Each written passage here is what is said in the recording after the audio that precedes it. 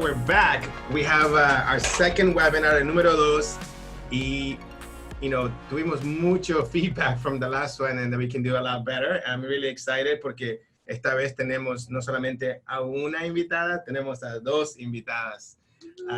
Tenemos aquí a Tatiana y tenemos aquí a Alexandra Paredes. Hola. Igual. Dime un poquito de ti también y para que la gente te conozca.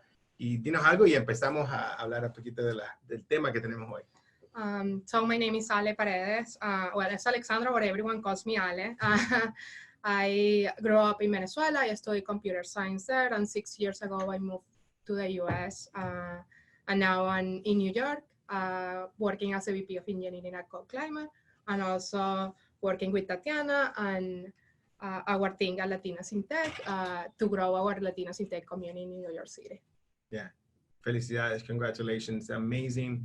We have a woman engineer and a vice president of engineer of a tech company in New York City.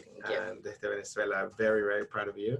What about you, Tatiana? Well, thank you so much for having Latinas in Tech here at Drift. Yeah. We're super excited for this opportunity and to talk to the audience too about something so important, which is being Latinx in tech. And just very briefly about me.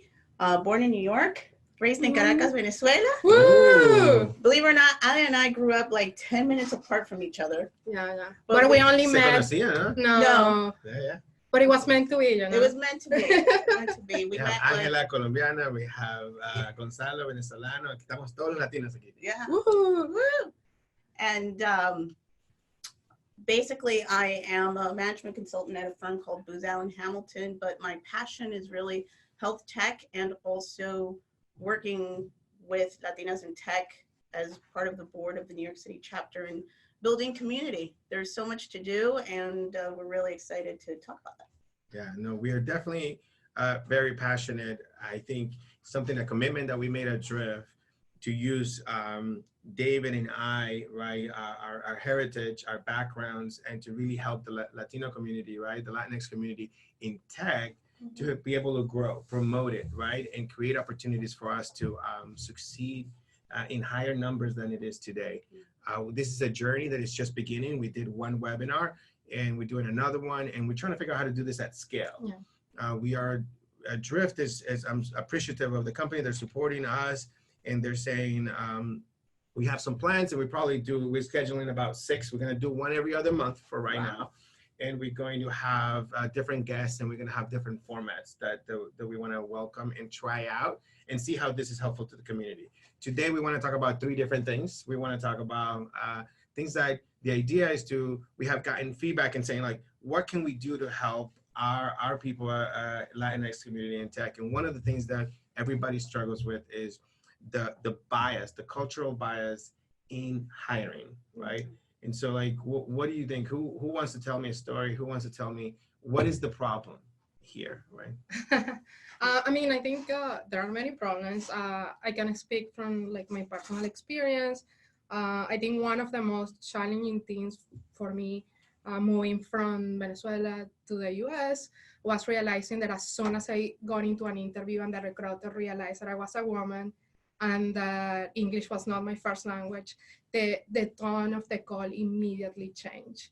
And it was like a great learning experience for me because it made me realize, like, I don't want to work on a company that, reacts this way, right? Like, if the recruiter is reacting this way, that means that the biases are like spread out across the company. But it's also like very hard to like experience that when you're like doing your best, you practice for these interviews, like you put so much effort, and some companies don't realize, like, hey, I am not doing my part in making the candidates feel comfortable or welcome. So yeah. How do we fix that? How do we fix that? I mean, I think how do we help us that we're experiencing that maybe when we go into a meeting? What advice can we give people? I think something particularly on my role right now that I have put a lot of effort in my team, and I'm very lucky that I have a team that is super receptive to this feedback and like wants to do better, is basically coaching everyone, right? Like we candidates come from very different backgrounds. They may feel comfortable or uncomfortable with certain behaviors, and we need to be aware of those behaviors and try to change them, right? Like that's how, kind of like how can you drive change? And it's easier when the change is coming from the top, because when the message is across the company, that's normal, right? You think it's easier? I mean, it's definitely a lot of effort. This is really hard. This is a problem that one unconscious bias training, 1 hour of training is not going to solve how people grow up and what prejudice they might have towards someone that is different than them. Yeah, right? I think it's consistency. Something that I talk a lot and like very, conscious about. It's like the way I speak and the way I expect others to communicate. So I'm constantly like sending the same message. I am constantly providing that feedback. And even when we're in tech and, engineering may feel like it doesn't require to talk a lot about feelings, or like just be mindful about the words I use.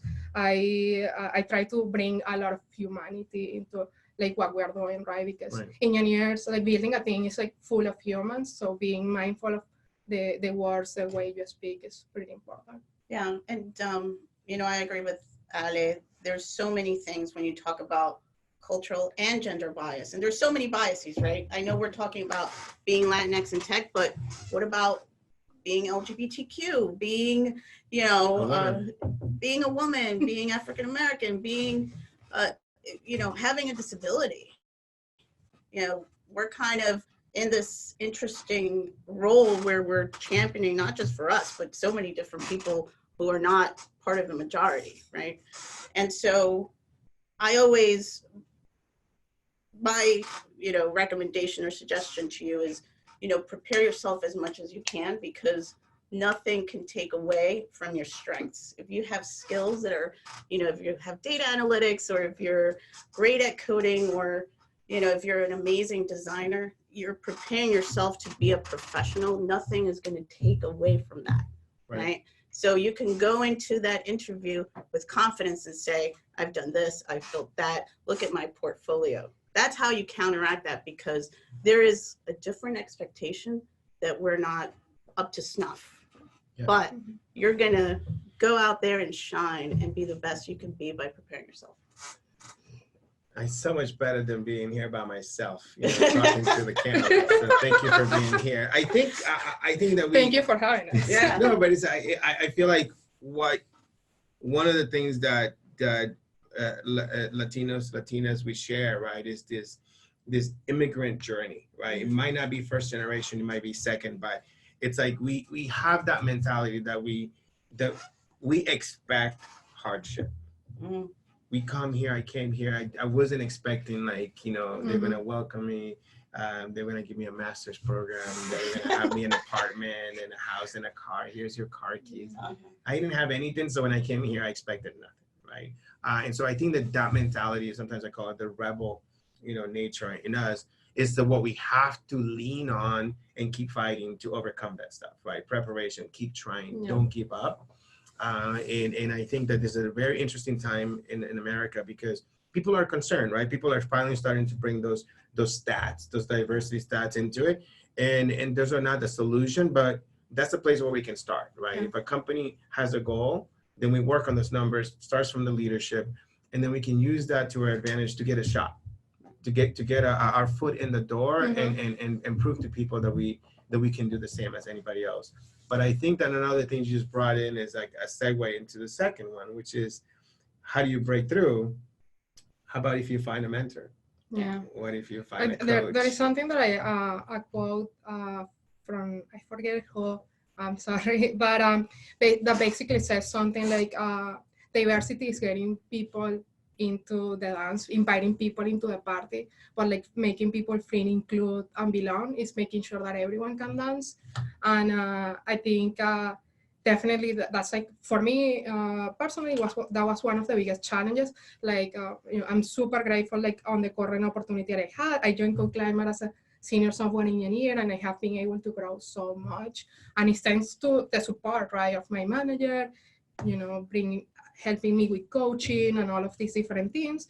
But at the same time, it's hard to find mentors that are that are coming with the same background or with similar backgrounds. I can understand kind of like not only what I want to be as a, technical engineering leader, but also other expectations of my life. Like, I have family, and for for the Latino community, it's pretty common that, you take care of your family, you support your mother, your brothers, and there are all of these other different expectations that some people that are like common leaders right now may not be aware of. Even the way I feel like the way that I speak as a leader is often very different to what is expected of leadership. So I think something that I learned is not to change myself because of like that expectation of what a successful leader is supposed to be, and be comfortable and helping others be comfortable with who I am.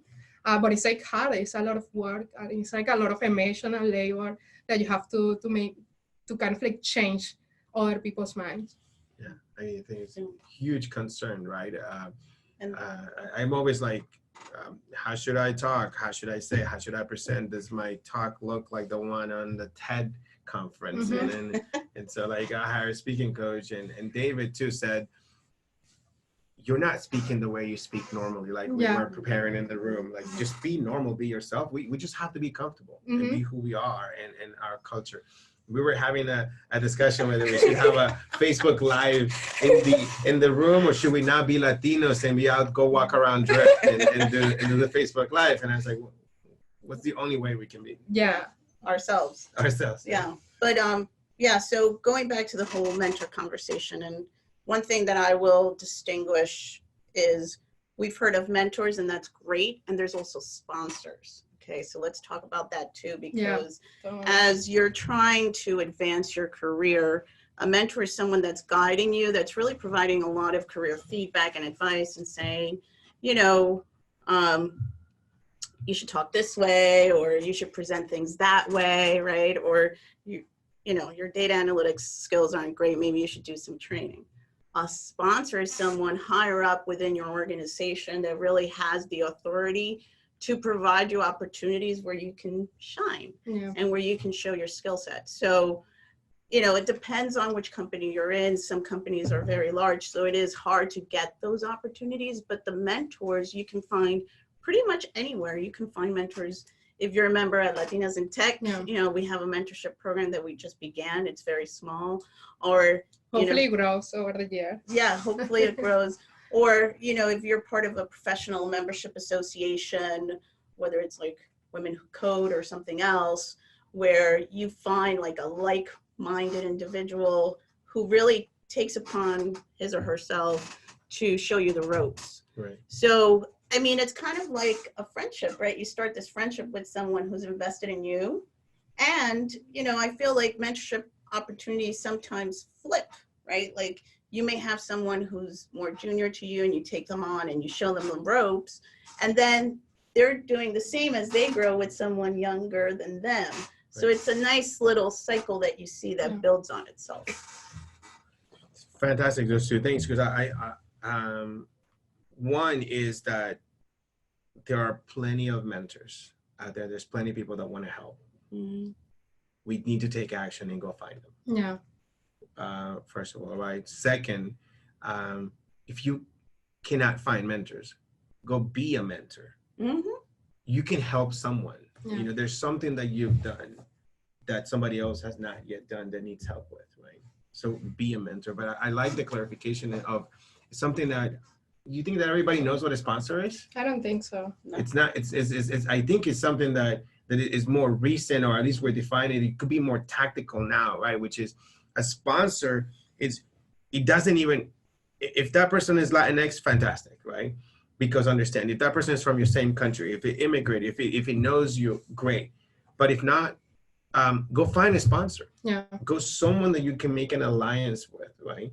That when you're in a meeting and you're presenting an idea and you feel like every time you present something, it gets shut down, you get somebody to say, help me, right? Help me present my idea, support my idea. Or at least give you an opportunity. I think give you the opportunity. That distinction between mentorship and sponsorship is critical, because anyone can be a sponsor.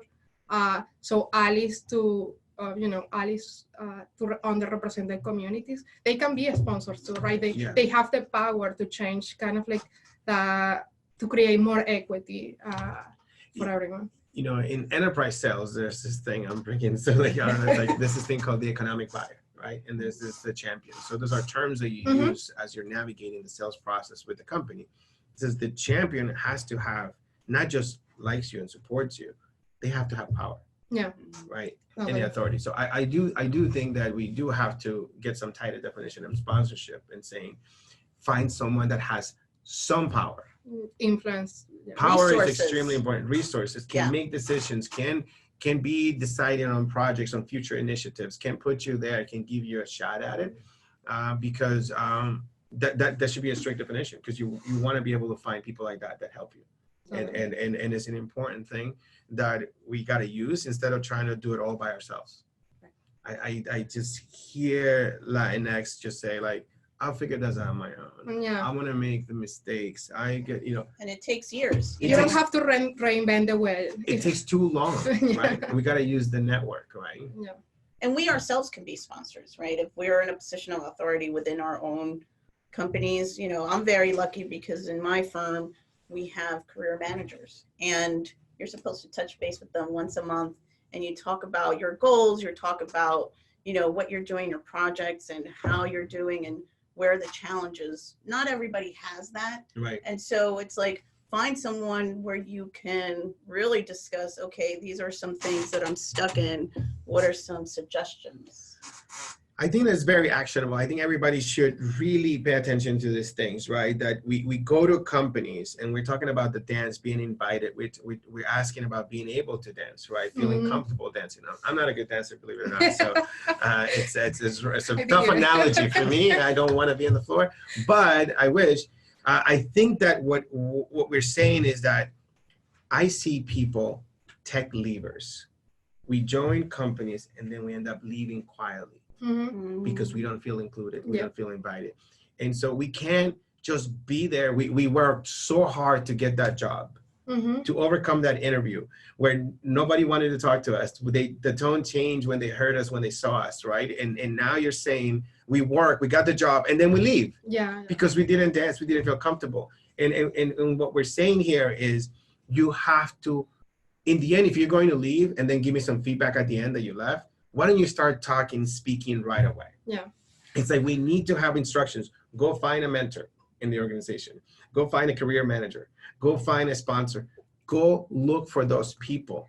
Ask people. And if somebody says no, then go to the next one and ask. And then you're going to find somebody that says, I'll help you out. Yeah. I think that's where the community and kind of like why I feel so strong in our Latinas intake comes in. Are you jumping into the third question? Sorry. Oh, well, it's kind of overlapping. Yes, it's overlapping. Segue. Good segue. It's so important because there are like many companies that are like figuring out how to make things work. They may be small startups, but then we have like all of these large groups like Latinas in Tech, Techeria, that can provide support, that can help you feel as you're like part of something bigger. And I think, everyone should join them. Everyone should be not only a passive member of the community, but an active member of the community. Right. Bring your questions, bring your ideas, bring your challenges, because that's how the community gets richer. Have any questions? Yeah, we have questions? Okay, we have questions. All right. And so what I think that one of the things is that what we were planning to talk about was, sometimes I struggle, right? I have people says, help me do this. And I'm like, how do I help? If I go have coffee with someone and people ask me, give me the answers and solve all my problems. I need this job, or give me this. How do I get promoted? How do I raise money? And I'm like, I don't know, right? Yeah. And I think that what we were talking about, or when we met first over Zoom, we said, it might not be possible to provide all the answers in one meeting in that moment in time.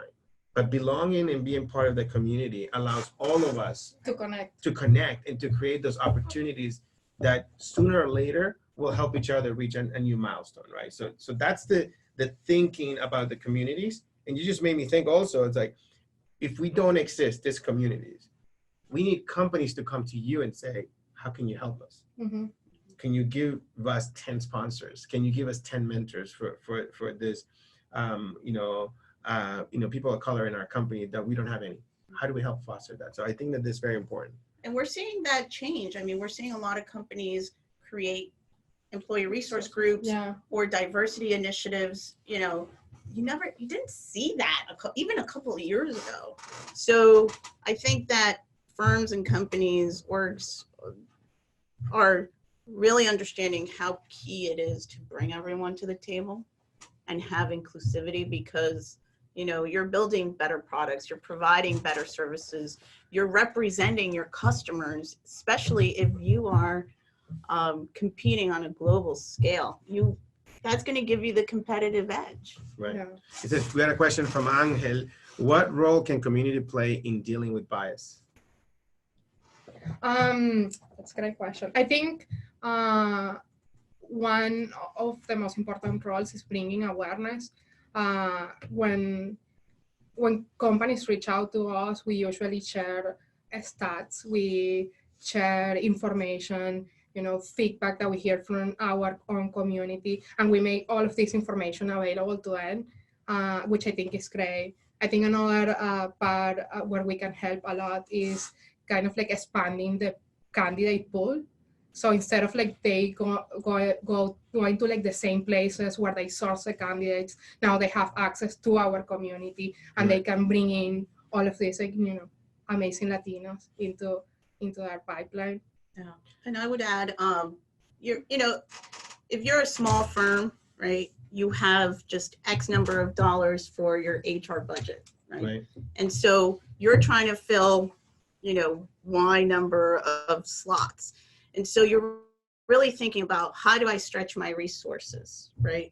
So that's why a lot of firms go to the same places. But first, you have to, like she said, raise awareness, think about the issue, and understand that there's people with talent everywhere. Yeah. And you have to, like she said, diversify your pool, but also it has to be part of your culture in your firm, right? You have to understand that you're going to be working with people from all different walks of life. It has to be kind of embedded into that fabric of your culture. I think I want to bring up so many things in my mind. We were talking about and we were, I think something that happens to Latinx a lot is that we feel we're not good enough, that we don't have the right skills, that we don't have the right accent, that we don't have the right power or the right network or something like that, right? So, and when I saw this question about what role can community play, the word that came to my mind when I heard community is the network. I, very fortunate, right? I'm in this tech world. I have companies like Sequoia, I have big law firms, I have investors, I know a lot of white co-founders of companies. Do you know what the network gives you? Do you know how many emails I get? My younger son, my younger daughter is graduating. This person is here. This VC from this firm said this. The lawyer, the client, the portfolio. Yeah. You have access to all of these resources. Right? That are not outside. They're not us. They're not out. They're not outside in plain view. In plain view. It's like and it's insulated. So it's like, and do we have that? I feel, and the reason why I say I feel lesser is like I feel like Latinos don't have that, right? We don't have that powerful network. Yeah. That is connected. But I think need to build. What? I'm going to interrupt you a little bit. I think she wants to. We do have the power, and we do have the knowledge, and we have the masses. We're, how many Latinos are there in the United States? Like in 2045, we won't be a minority, a numerical minority. Right. It's about what, 70 million? Yeah. Right. Give or take, yeah. So we're not harnessing the power. Right. Yeah. But that's the power of the community, right? Right. Yeah. So the community is the network. If we have one person in Latinas in Tech that works at Google or that works at Drift or that works at Slack or Facebook or wherever, and that person is there and they need to hire people, right? That person comes and refers people from Latinas in Tech. That's how you use the community. Yeah. Right? I'm just saying we gotta leverage the network like people are already leveraging their networks, Yeah, and we just don't feel comfortable doing that.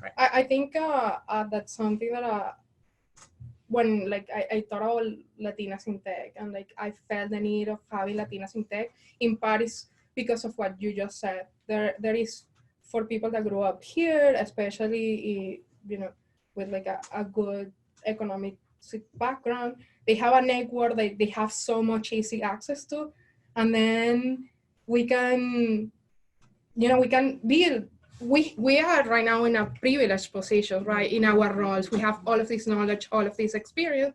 We can all come together and leverage, create that network, right, for other Latinos, and hopefully let's create that network then. Yeah. And hopefully, and that's why I think like being an active member of the community is important, because everyone has power, everyone has influence on their own lives. So if they bring it to the community, then we're stronger just by doing Absolutely. that. And another thing, Angel asked another question, while we get in another right now, that said, how can we use metrics, right, to fight bias? And I think that's what I was trying to say earlier. That as companies feel more compelled to publish their stats, right, we can use those, right?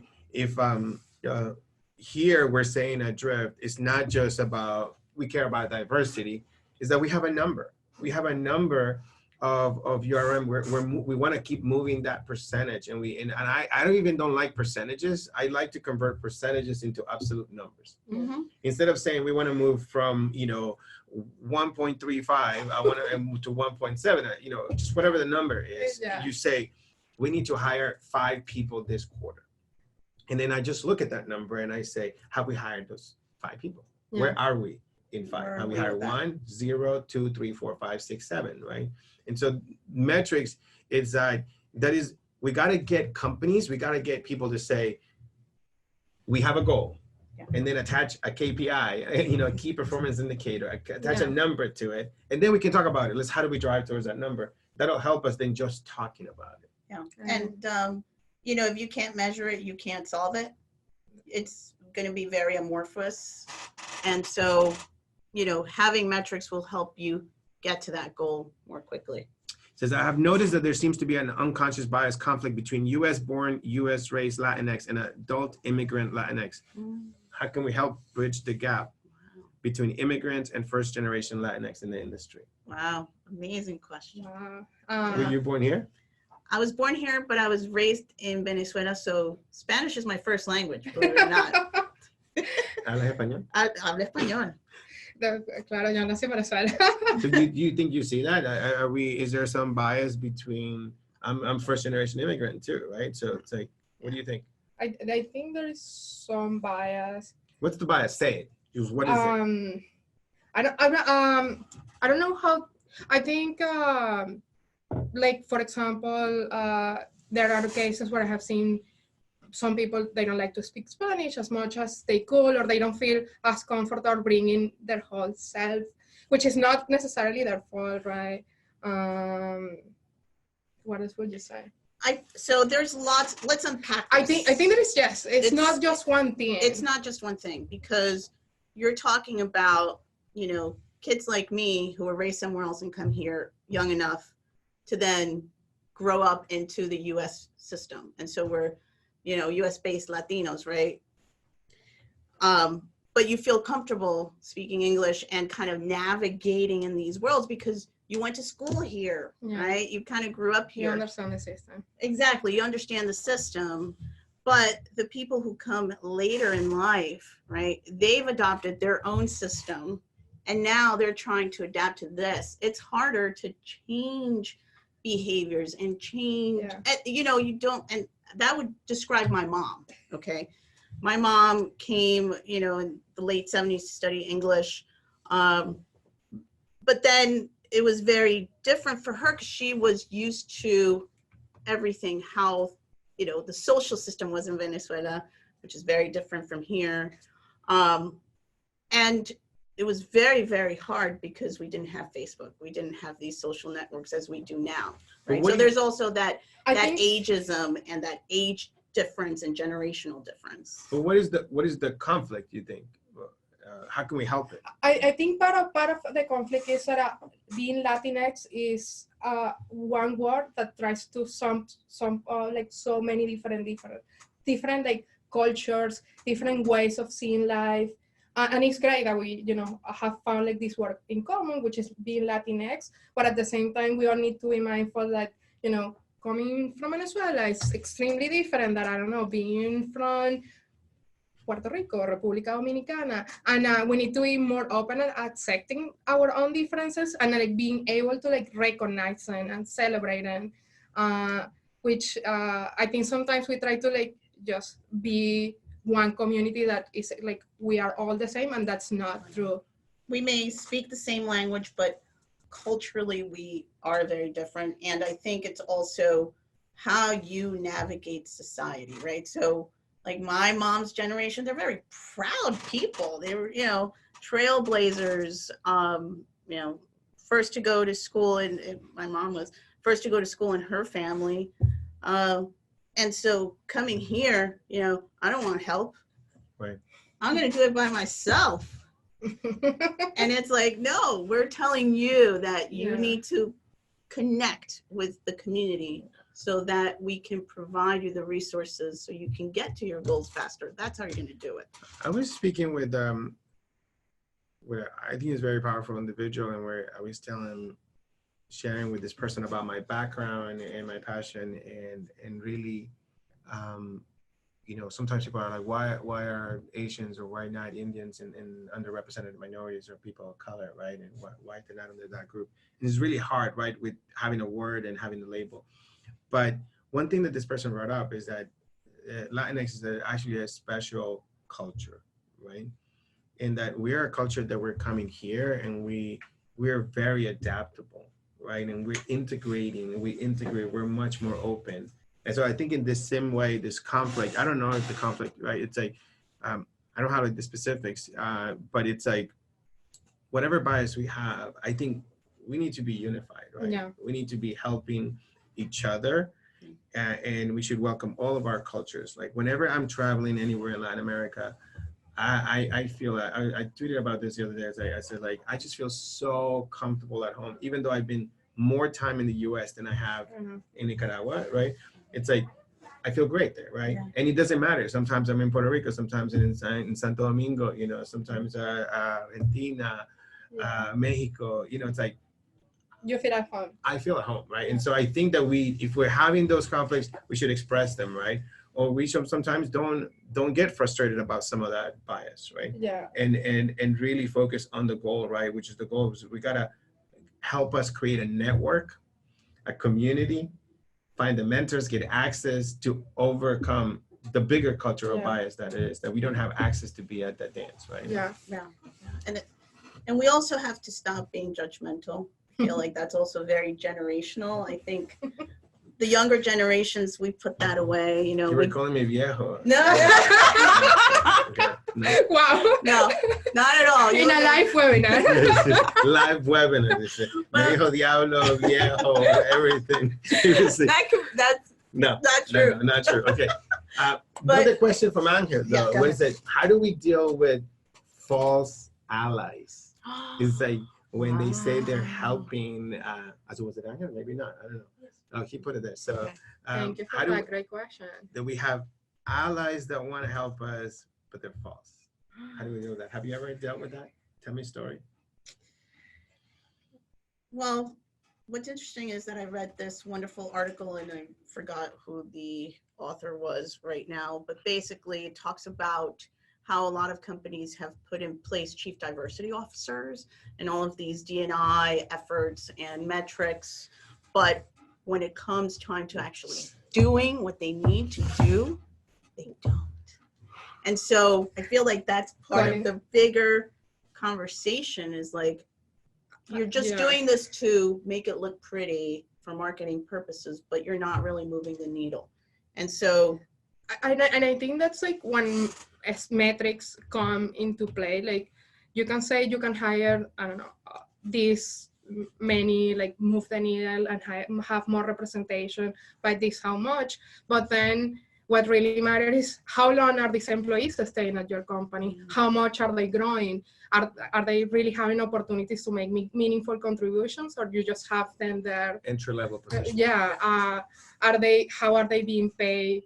how compensation wise are you being fair to everyone. Right. So, and I think like if there were more transparency about that, then you can really say like, okay, this company is putting their money where their mouth is, basically, right? That you wanna make sure that you're accountable for the things that you're saying, not just like saying them and then it sounds pretty, everyone likes your inspirational tweet, and then nothing really happens after that. And time will tell. Time will tell. We will see who is really doing the work and who's not, because the people will leave. And sorry, I'm being realistic here, but go ahead. No, I think like if we want to bring it back to the question though, luckily I don't think I have. Well, I don't know. I have to like think if I had a false ally, but I think like if you're in a kind of like a one-on-one relationship, I think at some points it will be good to deliver feedback, right? Like to come up to this person like, hey, you say you like to do this and this, but actually like when I asked you for help on this, you didn't come through. And what happened? I mean, you never know, right? Like this person, but helping start that conversation even when it's hard, I think is important. Yeah, so I just met you today. Yes. We were having like a prep okay, I'm meeting, in trouble. And then you said, how are we going to fix cultural bias? And you're like, we're gonna create a matrix. And we're gonna have scores. I did say that. And it's like in the process we'll sort everything out. By the end of the prep, you're like, let's just bring a sledgehammer and just break through the wall. And now you said we were talking about false allies, and the first thing you come up with, let's talk about those chief diversity officers.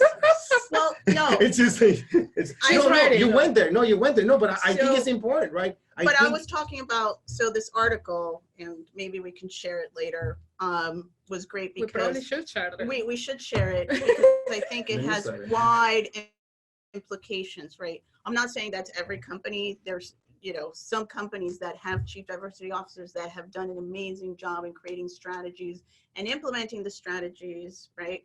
But we're starting now. So long-term longitudinal effects we'll get to see, right?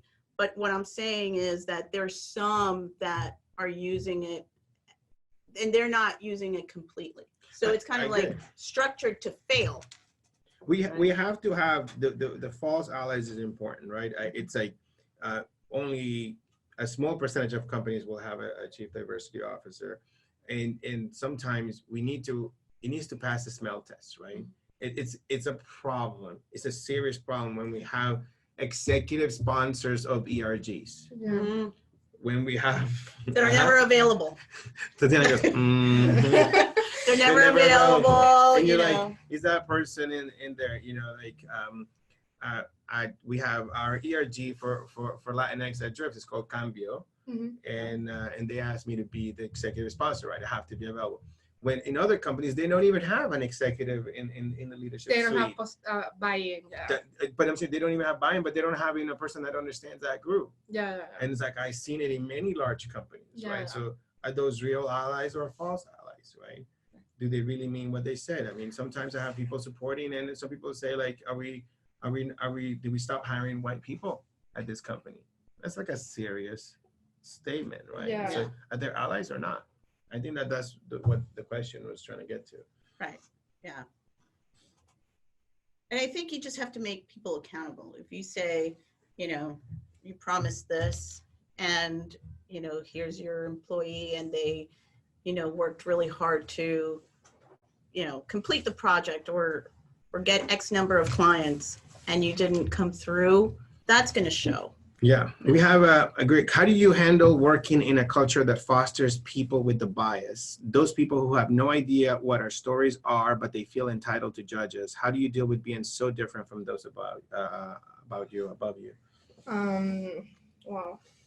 I guess, I'm not in an environment like that right now, but I think part of making sure people understand your story is you talking about your story, right? You sharing your background and you feeling comfortable with who you are, which is not an easy task. It sounds easy, but it's actually not. and then finding allies at work, creating those connections. It starts small, right? You create a couple of friends, and that keeps growing, and then soon enough you have a support network at your work. There are places that are toxic enough where maybe you shouldn't be in those places, and then you can leverage communities like Latinas in Tech or Techeria to find other opportunities, right? Like that's the power of a network, like being able to say, I need help right now, or where can I go next to, move forward. Or go where the companies that want to hire, yes. that we are inviting, Go Climate Drift, we're inviting you in this community to come and join us, where we want to guarantee you an invitation. We want to invite you to join companies like that to avoid that, right? Go where we want it. Let's go there first, right? And then we'll figure out how to do that, tell your story. And then also, we have to focus on our results, right? Let's deliver, right? Let's get clarity on what is our mission, what do they hire us for, what do they need us to, what is the job to be done, and then smash those goals, right? Exactly. And that's what I wanted to say. Yeah, I stole it from you, man. No, I agree with what you're saying. Like, I'm interrupting you so much. No, you're doing great. But what I was going to say is, I know Latinos, we just talked some. What I was going to say is, some people are going to judge you no matter what. Even if you share your story, they have no way to understand. They have no way to even fathom what you went through, right? And so it's kind of a deer in the headlights. So I think how we counteract that is exactly what you said. You just got to be excellent, hit it out of the park. People are going to be like, wow, right? Because there's some people judge you and they underestimate what you can do. Yeah. Right. And when you go in there into that client meeting and you provide 3 pieces of advice that nobody could have even analyzed, and everyone's like, oh, wow, that's right, we didn't think about this or that, they're gonna see you in a different light. I think one of the areas, I was gonna make a joke, but no, I'm not. I think, for example, what makes us different sometimes, right, is that privilege is something that hurts us, right? Because we don't have it. Mm-hmm. We didn't grow up with it in the way that people that were born here, that are white, that have grown with it. It is the truth, and this is what needs to be said, right? Mm-hmm. And so what happens is that when we're working at the companies, right, it's like, what is different about us? I think that the fact that the lack of privilege that we have is an advantage. I see this. I sometimes associate the privilege with a negative connotation I have, which is you were born and you expected to get something. You didn't expect to work harder, right? You thought you were going to get a promotion in 3 months.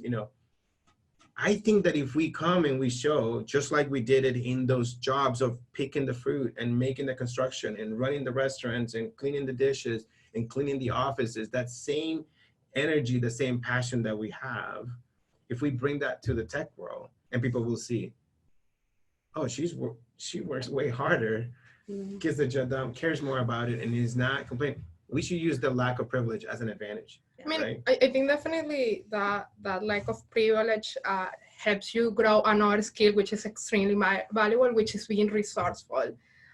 Scrappy, we call it. Yeah.